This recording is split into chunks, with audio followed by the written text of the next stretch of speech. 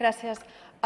L'Institut Català Internacional per la Pau és un institut que té unes funcions tan importants com és el foment de la pau, és contribuir a la solució pacífica de controvèrsies i arrelar la convivència.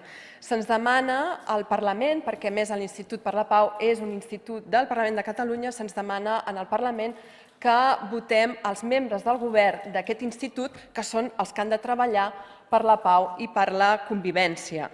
Els socialistes, comuns, la CUP, els partits independentistes han votat una llista, o més ben dit, presenten una llista, en la qual no contemplen alguna de les candidatures que nosaltres vàrem presentar segons la llei. Els partits polítics, també nosaltres, podem presentar candidatures entre persones de reconegut prestigi en temes de pau, en temes de resolució de conflictes, experts o expertes en temes de dret internacional públic i que tinguin una trajectòria de mèrits professionals reconeguda.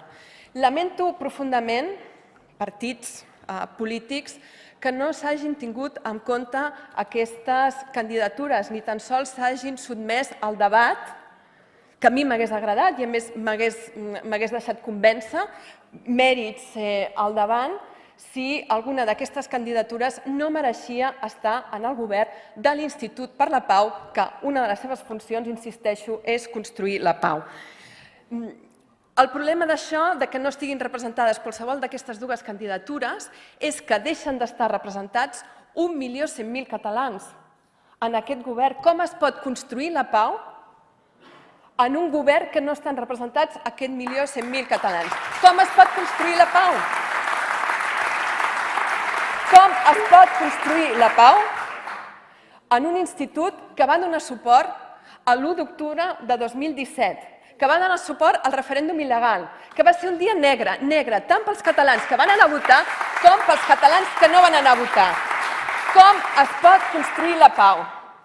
Com es pot construir la pau deixant de banda el primer partit del Parlament de Catalunya? Sense haver discutit abans les candidatures. Com es pot?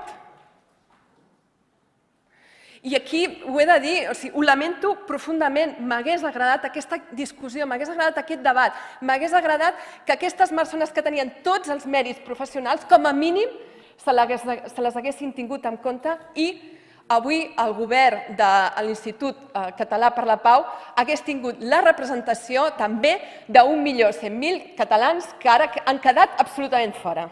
Gràcies.